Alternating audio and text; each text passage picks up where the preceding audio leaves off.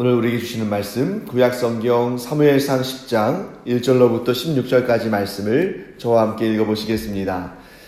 이에 사무엘이 기름병을 가져다가 사울의 머리에 붓고 입맞추며 이르되 여호와께서 내게 기름을 부으사 그의 기업의 지도자로 삼지 아니하셨느냐. 내가 오늘 나를 떠나가다가 베냐민 경계 셀사에 있는 라헬의 묘실 곁에서 두 사람을 만나리니 그들이 내게 이르기를 내가 찾으러 갔던 암나귀들을 찾은지라. 내 아버지가 암나귀들의 염려는 놓았으나 너희로 말미암아 걱정하여 이르되 내 아들을 위하여 어찌하리요 하더라 할 것이요. 내가 거기서 더 나아가서 다볼 상수리 나무에 이르면 거기서 하나님을 배우려고 베델로 올라가는 세 사람을 만나리니 한 사람은 염소 새끼 셋을 이끌었고 한 사람은 떡 세 덩이를 가졌고 한 사람은 포도주 한 가죽 부대를 가진 자라. 그들이 내게 문안하고 떡 두 덩이를 주겠고 너는 그의 손에서 받으리라. 그 후에 내가 하나님의 산에 이르리니 그곳에는 블레셋 사람들의 영문이 있느니라.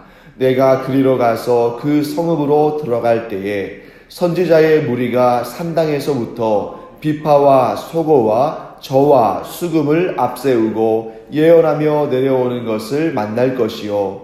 내게는 여호와의 영이 크게 임하리니 너도 그들과 함께 예언을 하고 변하여 새 사람이 되리라. 이 징조가 내게 임하거든 너는 기회를 따라 행하라. 하나님이 너와 함께 하시느니라. 너는 나보다 앞서 길갈로 내려가라. 내가 내게로 내려가서 번제와 화목제를 드리리니 내가 내게 가서 내가 행할 것을 가르칠 때까지 7일 동안 기다리라. 그가 사무엘에게서 떠나려고 몸을 돌이킬 때에 하나님이 새 마음을 주셨고 그날 그 징조도 다 응하니라.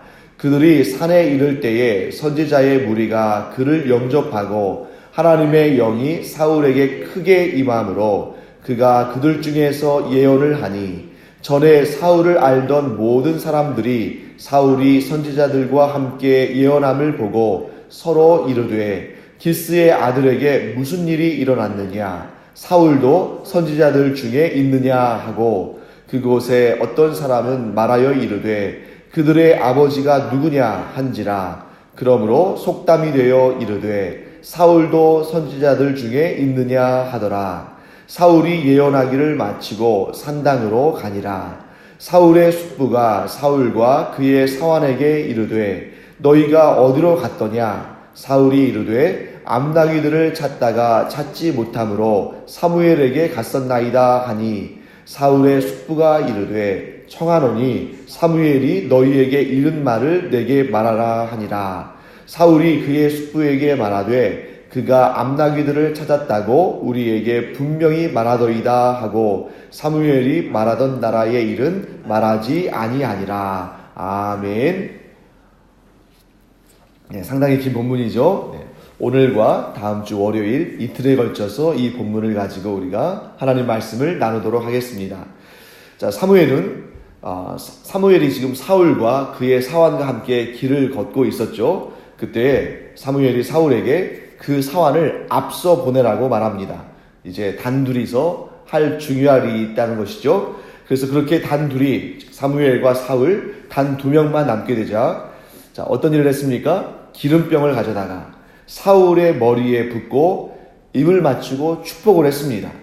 자, 사무엘이 지금 기름병을 가지고 있다는 것은 이 사울에게 기름을 붓기 위해서 미리 준비했다는 것을 우리가 알 수 있죠. 자, 그래서 이 기름을 붓는다 하는 행위가 무엇인가 우리가 이 시간 한번 살펴보겠습니다.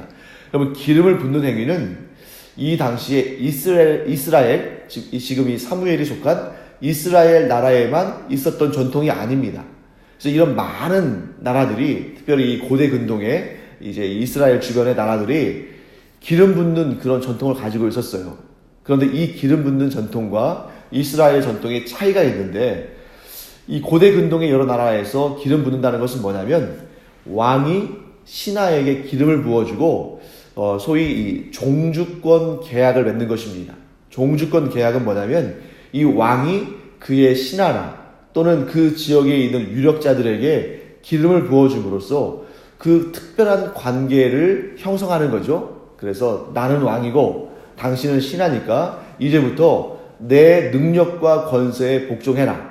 그러면 나는 당신에게 상당한 분량의 땅을 주거나 혹은 당신이 내가 주는 그 권세와 능력을 위임받아서 나의 사람으로서 일을 하게 되는 것이다.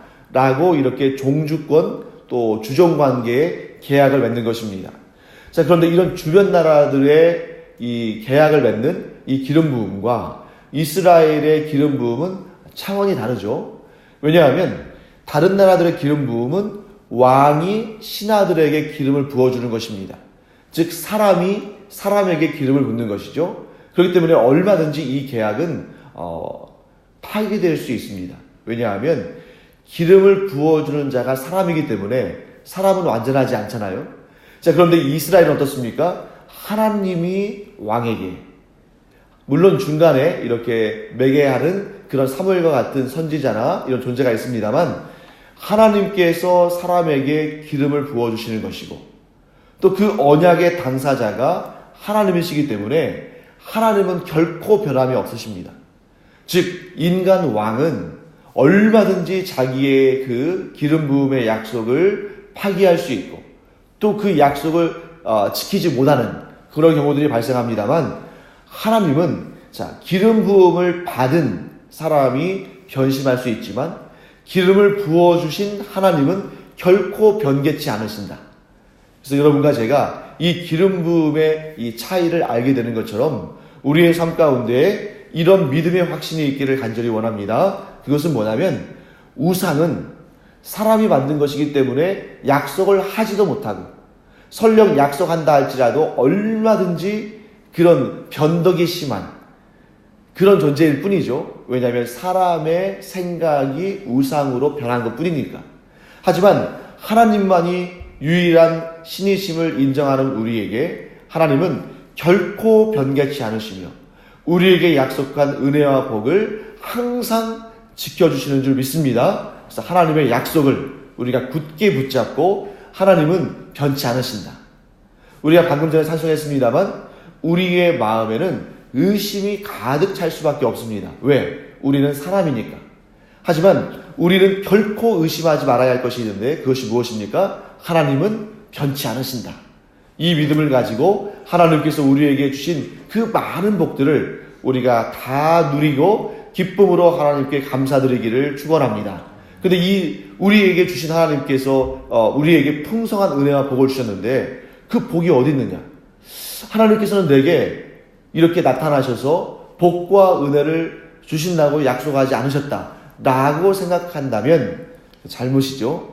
하나님께서 우리에게 주시는 복은 다 어디에 기록되어 있습니까? 성경에 기록되어 있고 이 성경이 내게 주시는 하나님의 말씀이요 이 성경 66권 안에 있는 모든 복과 은총은 내게 주시는 하나님의 복이다, 내게 주시는 하나님의 은총이다 믿는 그 믿음을 갖는 자에게는 이 성경 66권 가운데에 있는 그 어떠한 복과 은혜도 하나도 빠짐없이 다 우리 가운데 이루어지고 성취될 줄 믿습니다. 이것이 바로 하나님의 비밀이죠. 사람은, 즉 인간 왕은 신하를 열어두었을 때 자기가 가지고 있는 것에 한계가 있기 때문에 이 사람들에게 나눠줬다가 다른 신하들이 생기면 이게 줄어들 수밖에 없죠. 그러다 보면 나중에는 그 신하들 사이에서도 서로 싸우고 다투겠죠. 왜? 왕이 무한한 하나님이 아니고 유한한 인간이기 때문에 왕이 줄 수 있는 것에는 한계가 있습니다. 그러니까 그것을 서로 얻으려고 다투고 질투하고 싸우고 하겠죠. 하지만 하나님께서 성경 66권에 담아놓으신 이 은혜와 복은 무한하고 한량이 없는 것인 줄로 믿습니다. 그렇기 때문에 이 은혜와 복은 믿음으로 이것이 나의 것이다, 하나님께서 내게 주신 것이라고 고백하고 믿음으로 고백하는 사람들에게는 하나님께서 제한 없이 풍성하게 주시는 은혜요 복인 줄 믿습니다. 그래서 여러분과 제가 하나님은 무한하신 분이시며 또한 하나님은 변개치 않으시는 분이시기 때문에 우리가 믿음으로 이 모든 성경 66권 가운데 담겨있는 모든 은총과 복을 마음껏 풍성히 누리시는 여러분과 제가 되기를 간절히 축원합니다. 자, 그 다음 우리 내용들을 보겠습니다. 사울에 대해서 하나님께서 이제 사무엘을 통해서 몇 가지 예언을 주시죠. 자, 왜 사무엘은 하나도 아니고 둘도 아니고 세 가지나 되는 예언을 사울에게 말해 주었을까? 사울이 아직 의심하고 있기 때문이죠. 만약에 하나님께서 사무엘을 통해서 사울에게 기름 부으시고 사울이 자기가 하나님의 택함 받았다는 사실을 믿어 의심치 않았다면 이렇게 세 가지씩이나 징조가 있을 것이라는 예언을 하지 않았을 것입니다. 사무엘이 그런 예언을 하지 않았을 거예요. 그런데 하나님께서 사무엘을 통해서 세 가지나 예언하게 하시고 그 세 가지 예언이 모두 그 징조가 성취되도록 하신 것은 달리 보면 사울이 여전히 그 마음속에 의심하고 두려워하고 있다는 사실을 하나님이 잘 아신다는 것입니다. 그래서 이 사울이 자신이 경험하게 될 이 충격적인 사건을 하나님께서 행하신 일이라는 확신을 갖도록 하나님께서 이 세 가지의 예언을 사무엘을 통해서 주시는데요. 그 세 가지를 각각 이 시간 또 한번 살펴보기를 원합니다. 첫째, 2절 말씀에 이런 내용이 나오죠. 라헬의 묘실 근처에서 두 사람을 만날 것이다. 그리고 그 두 사람은 무슨 얘기를 해줍니까? 자, 너의 아버지 기스가 잃어버린 그 암나귀들을 찾았다 라는 얘기를 해주고 아버지가 너희들을 걱정한다 이런 얘기를 하게 해주죠. 자, 여러분, 이 세 가지 예언 중에 이 첫 번째 예언은 사실 그렇게 많이 놀랄 만한 예언은 아니죠. 왜냐하면 암나귀들을 찾았든지 찾지 못했든지 둘 중에 하나 아닙니까? 확률은 몇 %예요? 50%죠. 그리고 그 아버지 기스가 이 오랫동안 지금 집을 나가서 아직 집에 돌아오지 않는 그 아들 사울과 그 사환에 대해서 걱정하는 것은 확률 몇 %입니까? 100%죠. 왜냐면 그 아버지가 자기 아들과 사환을 내보내놓고 지금 한참 동안 이 아들과 사환이 집에 돌아오지 않으면 걱정하는 것은 당연한 거 아닙니까? 그러니까 지금 첫 번째 예언은 상대적으로 이게 그렇게 어려운 예언이 아닌 거죠.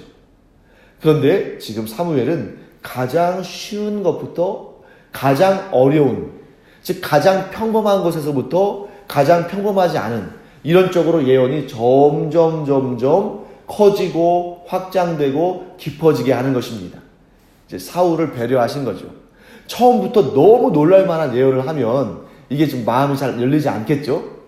마치 하나님께서 이 새 신자를 이렇게 잉태하게 하시고 그가 또 하나님 전에 나와서 예배하게 하시고 또 예수 그리스도를 구주로 영접하고 하나님의 자녀가 되게 하실 때 처음부터 너무 세게 나가시면 이 사람이 놀라가지고 교회에 발을 들일 수가 없으니까 처음에는 이렇게 작고 또 이해하기 쉽고 또 감당할 수 있는 그런 일들을 통해서 인도하시는 것처럼 사울도 이렇게 하나님께서 작은 예언에서부터 큰 예언을 경험하게 하십니다.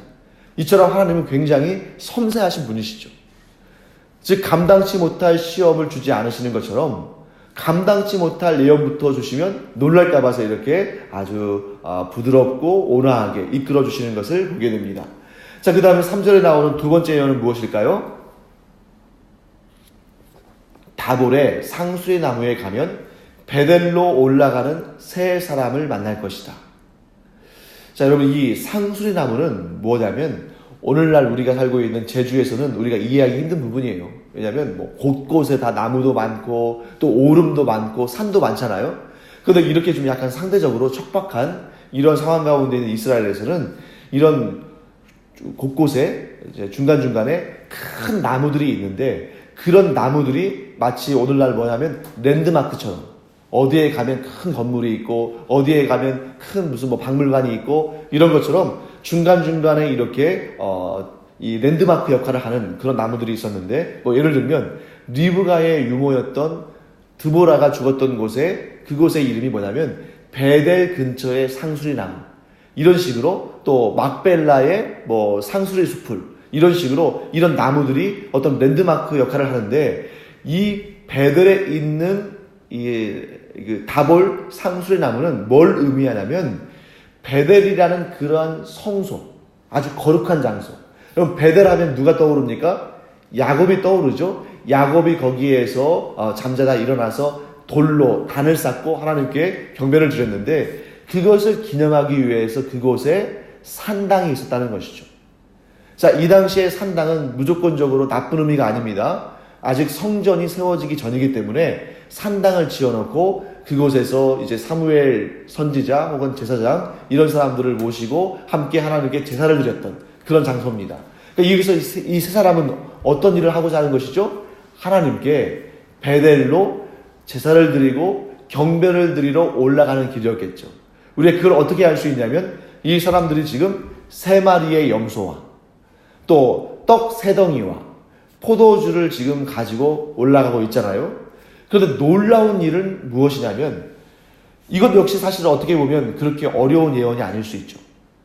왜냐하면 지금 베델 근처에 왔고 또 베델로 그 베델에 있는 산당으로 제사를 드리러 가는 사람들은 항상 있는 것입니다. 물론 3사람이라고 정확히 말한 것은 놀라울 만한 일이지만 사실 뭐 2-3사람이 예배드리러 또 제사드리러 올라가는 것은 일반적인 일이니까 그렇게 놀라운 예언은 아닌데 이 예언의 진정한 의미는 그 다음에 있죠. 떡 3덩이를 가지고 가던 그 사람들이 떡 3덩이 중에서 몇 덩이를? 2덩이를 사울에게 준다는 것입니다. 이것은 누가 봐도 이상한 거예요. 왜냐하면 자, 이스라엘 백성들이 하나님께 제사를 드리러 갈 때에 짐승의 제사를 위해서 염소들을 데리고 갔습니다. 자, 그런데 여기서 또 떡 3덩이를 가지고 갔죠. 이 떡 3덩이는 뭐냐면 이 구약의 제사법에 의하면 소제예요. 소제는 곡식의 제사입니다. 그런데 어떤 경우에는 이 곡식의 제사인 소제를 가지고 갈 때 그냥 밀가루 같은 가루나 곡식을, 그러니까 그 가공되지 않은 곡식을 그냥 가져갈 때가 있죠. 그리고 어떤 경우에는 이렇게 그 곡식을 빻아서 떡을 만든 다음에 그걸 가져갈 때가 있습니다. 그런데 어떻게 하느냐? 소제는 일반적인 양식이잖아요. 그래서 이 염소 같은 경우에는 완전히 아마 3마리인 이유는 완전히 태워서 드리는 번제, 그리고 그 일부를 제사장에게 주는 그런 속죄제, 그리고 그 일부를 하나님께 내장과 기름을 태워드리고 나머지는 그 제사에 참여한 사람들이 함께 먹고 나누는 화목제물, 이런 형식을 띨 것입니다. 하지만 속죄는 그 자리에서 같이 그 자리에서 먹기도 하겠습니다만 주로 어떤 용도냐면 한 덩이는 태워서 하나님께 드리는 거예요. 그 곡식으로 가져오거나 가루로 가져왔을 때는 한 줌을 들어서 태워서 하나님께 드리고 나머지는 제사장에게 줍니다. 제사장들이 이것을 곡식으로 먹도록. 그리고 떡을 가지고 왔을 때에는 그 떡 중에 한 덩이는 태워서 하나님께 드리고 나머지는 제사장들이 먹도록 드리는 거예요. 근데 여기에서 지금 떡 3덩이 중에 2덩이를 줬다는 것은 뭘 의미하냐면 한 덩이는 하나님께 태워서 드리기 위해서 남겨놨고 2덩이를 사울에게 줬다는 것인데 뭘 의미합니까? 사울을 제사장처럼 대우했다는 것이죠. 자, 왜 그랬을까? 여러분, 이 시대는 지금 왕이 있습니까? 없습니까? 왕이 없죠. 그러면 지금 이스라엘을 대표하는 공식적인 사람은 누구냐면 제사장들입니다. 왜냐하면 선지자들은 사실 사람들이 인정하지 않을 수도 있어요. 왜냐하면 그 선지자들 가운데서는 진짜 선지자도 있겠지만 가짜도 있을 수 있습니다. 그래서 그들이 말한 예언이 성취되느냐 성취되지 않느냐를 가지고 참 선지자와 거짓 선지자를 나누는 것이죠. 그렇기 때문에 지금 이스라엘의 공식적인 지도자는 제사장들이에요. 그런데 제사장의 몫으로 떼어줄 것을 사울에게 주었다는 것은 이것은 다른 사람들이 알게 되면 굉장히 불경건한 일입니다. 그런데 이것은 하나님께서 예비하신 것이죠. 이러한 사인을 통해서 하나님께서 나타내시고자 하시는 뜻은 뭐냐면 이스라엘의 지도자로서의 권위와 그 권세가 누구에게? 사울에게 주어질 것을 하나님께서 이러한 이 예언의 성취를 통해서 알게 하신다는 것이죠. 자, 그런데 여러분, 여기까지 하더라도 사울이 이 예언을, 사무엘이 자기에게 한 예언, 이스라엘의 지도자로 세우셨다는 예언을 믿지 못한다는 사실을 하나님께서 아신 거예요. 그러면 어떻게 했습니까? 이제 마지막 세 번째 확실한 사울이 받아들일 수밖에 없는 그러한 예언이 주어져야 되죠. 그것은 뭐냐면 사울이 하나님의 영으로 충만해서 예언도 하고 더 중요한 사실 새 사람이 된다는 것입니다. 자, 자기 자신이 이제는 더 이상 한 가정의 이 아들로서 존재하는 것이 아니라 하나님의 세우신 왕으로서 이스라엘을 통치할 사람으로 세워졌다는 것을 사울 자신은 절대 믿지 않을 거라는 것을 하나님께서 아십니다. 앞에서도 계속 그런 내용 나오죠. 우리 집안은, 내가 속한 지파는 이스라엘의 모든 지파들 가운데 가장 작은 지파고, 또 실제로 베냐민 지파가 가장 작고 미약했죠. 그리고 우리 가정은 우리 지파 내에서도 가장 작은 가정인데 어떻게 제가 그 역할을 감당할 수 있겠습니까? 계속 사울은 그런 마음입니다. 그러니까 하나님께서 이제 더 이상 이 사울이 그러한 의심을 갖지 않도록 역사하시는데, 그것은 뭐냐면 하나님께서 주시는 특별한 역사죠. 하나님의 영을 부어주심으로 말미암아 사울이 새 사람이 되는 것입니다. 우리는 여기에서 아주 중요한 교훈을 얻게 되죠. 이게 뭐냐면 우리의 인간적인 노력이나 우리의 인간적인 설득을 통해서 우리는 구원받지 못합니다. 예수 그리스도를 통해서 거듭난 새 사람이 될 수 없어요. 이것이 유대교인들과 기독교인들의 결정적인 차이입니다. 유대교인들은 어떻게 생각합니까? 내가 율법을 지킴으로 말미암아, 내가 이 이스라엘의 유대교의 전통 가운데 있음으로 말미암아 그 교육을 통해서, 그러니까 예를 들면 여러분, 유대인들이 그런 그 삶의 현장 가운데서 이런 탈무드를 할지 이런 것 가지고 많이 교육하고 교훈하잖아요. 근데 그런 교육을 통해서 새 사람이 될 수 없다는 사실을 하나님께서 너무나 잘 아셔요.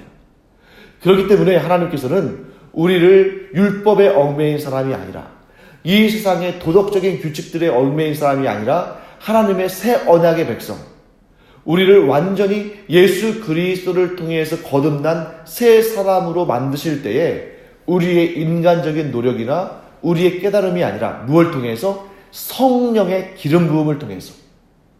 즉 여러분과 제가 예수 그리스도를 구주로 영접할 때 우리에게 제시된 그런 복음의 내용들을 다 검토해보고 이건 내가 받을 만하네, 이것은 나를 구원에 이르게 할 만한 그런 지식이다 하고 우리가 받아들인 것이 아니라, 로마서의 말씀처럼 우리가 아직 죄인 되었을 때, 우리가 아직 하나님을 알 만한 지식이 없을 때, 우리가 아직 그 어떠한 선함도 없을 때에 성령께서 우리 안에 들어오셔서 미리 역사하고 계셨다는 것입니다.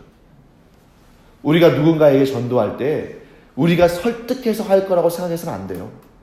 우리가 할 수 있는 것은 무엇뿐입니까? 복음을 있는 그대로 전달할 뿐입니다. 만약에 우리가 누군가를 설득해서 그를 그리스도인으로 만들 수 있다고 생각한다면 우리는 그러한 자부심과 그러한 영광과 기쁨을 얻기 전에 수없이 좌절하고 낙심할 수밖에 없어요. 왜? 우리가 누군가를 변화시킬 수 없으니까. 우리가 우리의 능력으로 누군가를 구원받게 할 수 없으니까. 우리가 하는 일은 무엇뿐입니까? 사무엘이 한 것처럼 그를 기름 부어주는, 또 그에게 하나님의 말씀을 전해주는 이런 역할까지. 사울이 아무리 사무엘을 존경했어도 사무엘의 말 때문에, 사무엘이 기름 부었기 때문에, 사무엘이 이런 예언을 했기 때문에, 사무엘 때문에 내가 하나님께로부터 왕으로 세움을 받았구나 라고 믿지를 못하는 겁니다. 그래서 이 세 번째 예언이 필요한 것이죠. 무엇입니까? 하나님의 그 역사가, 하나님의 영이 부어져야, 하나님께서 그를 새 사람으로 만들어 주셔야 사울이 비로소 왕으로 세워지는 것이지, 그 어떠한 인간의 노력이나 인간의 역사나 인간의 역할로 말미암아 왕으로 세워지는 것이 아닙니다. 여러분과 제가 미리 경험한 거예요. 우리가 누군가에게 복음을 전해 듣고 예수 그리스도를 믿고 하나님의 자녀가 된 것처럼 보이지만 사실은 그 사람이 우리를 찾아오기 전에, 그 사람이 우리에게 복음을 전하기 전에 이미 성령께서는 우리 안에서 역사하고 계셨다는 것입니다. 사람이 우리를 붙들어줬다면 우리가 얻은 구원은 흔들릴 수밖에 없고 우리는 그 안에서 의심을 가질 수밖에 없죠. 하지만 여러분과 제가 하나님의 자녀가 된 것은 사람의 역사로 된 것이 아니라 하나님께서 친히 우리가 깨닫지도 못하고 알지도 못할 그때에 성령을 우리에게 보내주셔서 우리가 예수 그리스도를 믿게 되고 우리가 새 사람이 된 줄 믿습니다. 그래서 이 부분을 우리가 확실하게 믿어야 우리가 얻은 구원에 대해서 흔들리지 않아요. 내가 나는 것은, 내가 그리스도인 된 것은, 내가 하나님의 자녀가 된 것은 나의 노력도 아니고 나에게 복음을 전해준 자의 노력도 아니고 사람의 힘이 아니고 전적으로 하나님의 역사인 줄 믿습니다. 그래서 나는 내 노력과 내 공로로 새 사람이 되는 것이 아니라 온전히 하나님의 은혜로, 하나님의 능력으로, 하나님의 기름 부으심으로, 하나님의 영의 역사하심으로 내가 오늘날 이 새 사람이 되고 그리스도의 사람이 되었다. 그러므로 사람이 이룬 것이 아니라 하나님께서 이룬 것이므로 누구도 나를 이 구원의 은총에서 떼어놓을 수 없다. 누구도 나를 이 하나님의 사랑으로부터 떼어놓을 수 없다. 라는 그런 믿음의 확신을 가지고 또 하루하루 이 영적인 전투에서 승리하는 여러분과 제가 되기를 간절히 축원합니다. 기도하겠습니다. 하나님, 오늘의 내가 나 된 것은 전적으로 하나님의 은혜요, 하나님의 택하심이요, 하나님의 기름 부으심이요, 하나님의 영으로 충만하게 하심인 줄 믿습니다. 하나님, 그러므로 오늘도 저희들이 내가 하나님께로부터 택함 받고 하나님의 영이 내게 기름 부어졌다는 사실을 믿음으로 말미암아 하나님 오늘도 담대하게 믿음 가운데 이 영적인 전투에서 날마다 승리하는 우리가 될 수 있도록 은혜 더하여 주시옵소서. 감사드리며 예수님의 이름으로 축복하며 기도합니다. 아멘. 이제는 우리 주 예수 그리스도의 은혜와 하나님 아버지의 놀라우신 사랑과 성령의 감동, 감화, 위로, 교통하심이 이 시간 나의 나된 것은 전적으로 하나님의 은혜라고 고백하는 주님의 사랑하시는 자녀들 위에 이제로부터 영원토록 함께 있을지어다. 아멘.